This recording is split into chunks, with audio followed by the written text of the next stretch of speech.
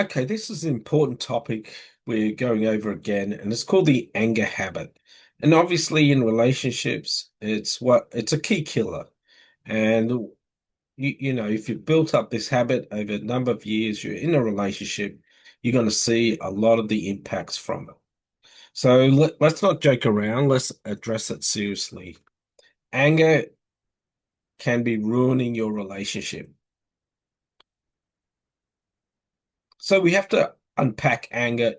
We just can't let it just go wild in the relationship. It's going to affect you, your partner, your kids. If the relationship is impacted, even if you're going to work, getting satisfaction, you're going to come home to a relationship that isn't great. It's going to feed into all parts of you, your motivation, your career, how you think about life. It's all impacted by relationship. If you've got an anger habit, it's going to impact the relationship. It's going to be quite a negative cycle. So, unfortunately, with anger, it can become a habit, and we have to sort of understand a bit about why this pattern has occurred. It could be unmet expectations, feeling that you're being treated unfairly, threats to your security or your loved ones, threats to your belief, threats to your self-image, fearing that the worst will happen. All are common anger triggers. These get amplified the more you react with anger. You tend to see people and life as unfair and basically your state starts to just stay in this anger state. You can see over here the vibration chart. Anger definitely impacts things. After a while, we might generally people are, in a good effort. That's the vibration. With anger, we start to go into hanging on, giving up. And if you're in a vibrational level of, uh, you know, given up, then all your thoughts could be related around negativity, a lot of symptoms with depression, anxiety, even suicidal thoughts.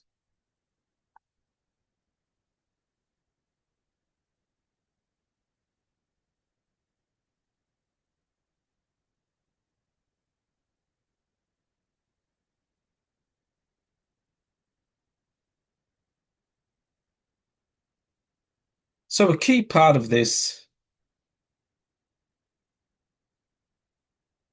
is your anger history.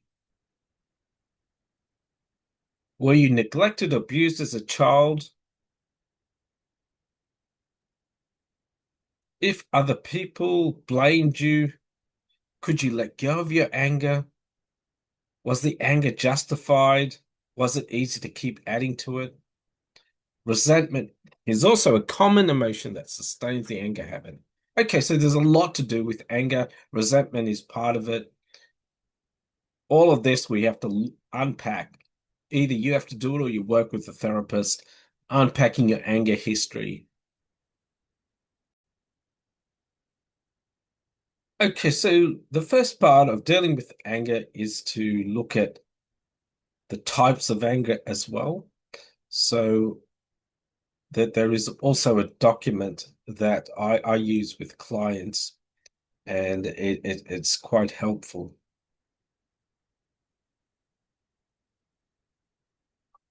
This is the anger review document. So we give a definition of the anger. We look at the types of anger. So we've got passive anger is the type of anger when emotions are displayed as meanness or sarcasm.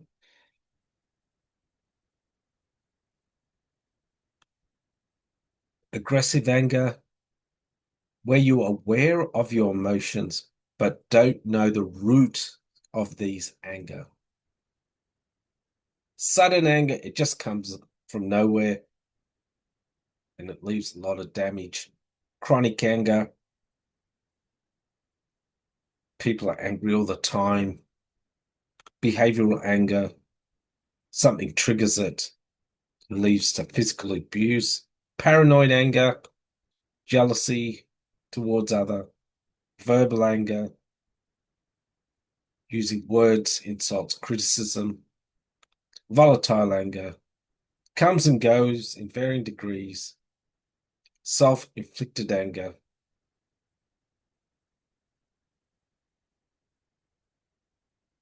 something they feel ashamed of.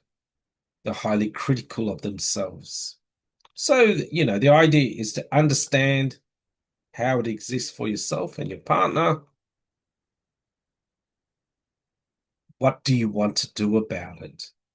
I mean, sure, we can identify it, but do you want to just keep doing this anger, have it part of the relationship? Some people they might think it's a solution to something. Looking at the cause of the anger, stress, grief, disappointment. What do you believe is the cause of this anger?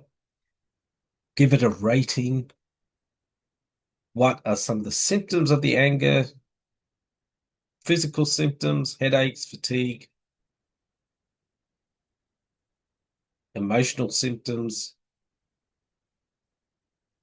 So this document is the first part. Let's sort of map it out and get some understanding about the anger. You get a better understanding. Your partner gets a better understanding. As myself as a therapist can help you because there's many types of anger.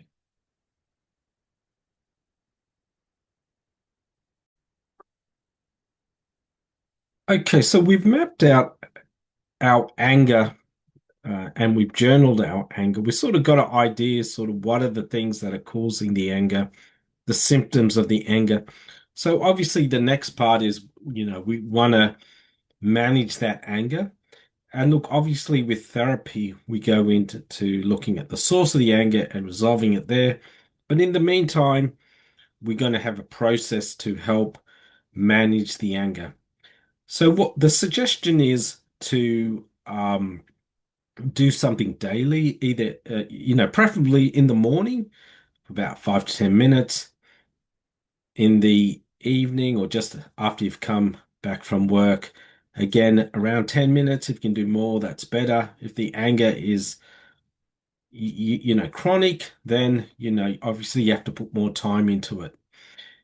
You have to do the time if you got the anger. It's simple as that. It just won't go away overnight. If you want to get healthy, you go to the gym. If you go once a week, not much will change. If you go 3 times, if you go daily, you'll get more of a result. Same thing with the practice with anger. We want to create new patterns around it, allowing our system to regulate the emotions more.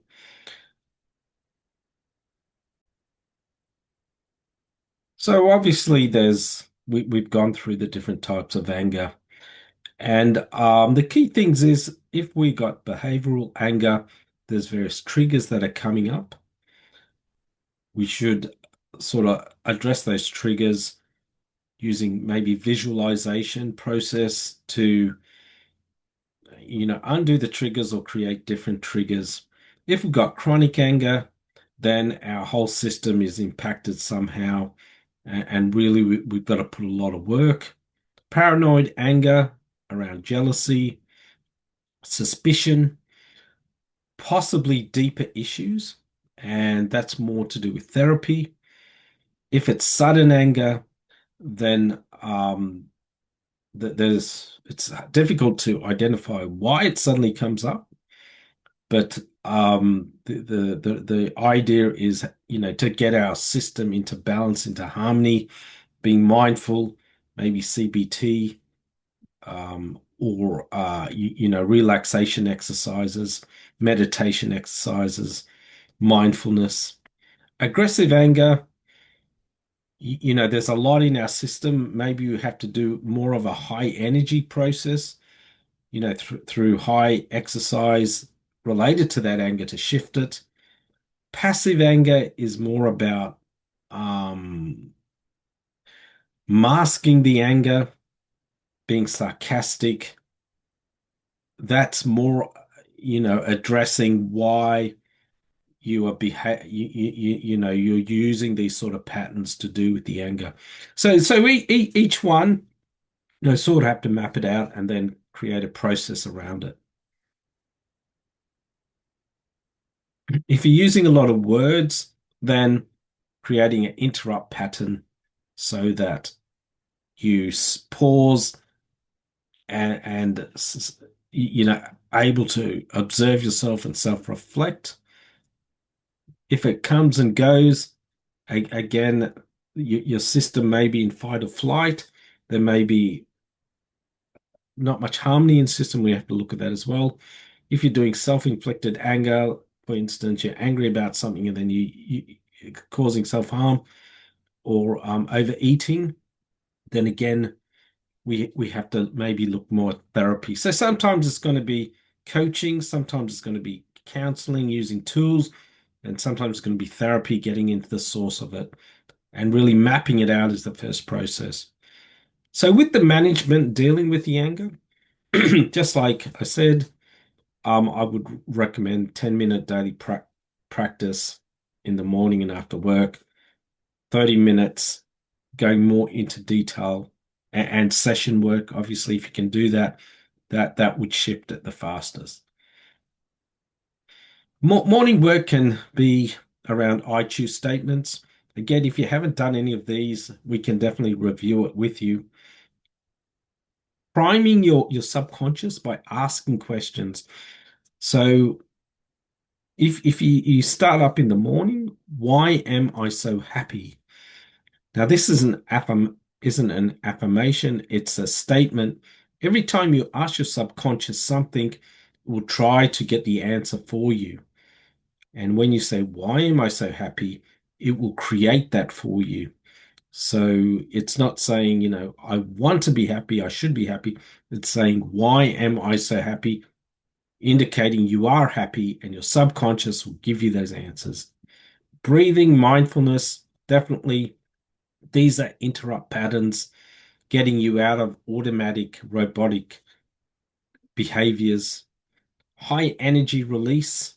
This is when you have got a high volatile rage, needing to release it. So you're not doing it at your partner or at your family. Tapping again, there's another emotion underneath the anger, and we're looking at tapping to release it. Aikido handshaking is a simple tool that definitely we can go through. So there's a combination. You have to work out your combination. This is a suggested morning, afternoon. You've probably got things that have triggered you during the day, and then whatever's happened, whatever you regret or you feel that is unresolved, you could possibly do a visualization process. Empty chair technique is like a visualization process, but you're physically moving around, talking to the anger. Mindfulness, again, allowing you to step out of the being the victim, being the person in the movie and observing it. High energy connection is pumping your system with positive feelings, tapping, getting into the source of it, and like you do in the morning, the shaking is sort of mixing up your thoughts, getting it back into a stability. So, I mean, these are the daily practices. What we want to then look in is various exercises that really resonate with you to help you through the anger. I would suggest empty chair technique, a high energy process, and tapping, and do that on a regular basis to get to the source. Then, when you can do the sessions with myself, we can go through it, we can see what's happening. We can also use muscle testing, energy testing to see what is underneath it. So I hope that helped you with this part on how to manage your anger. Thank you.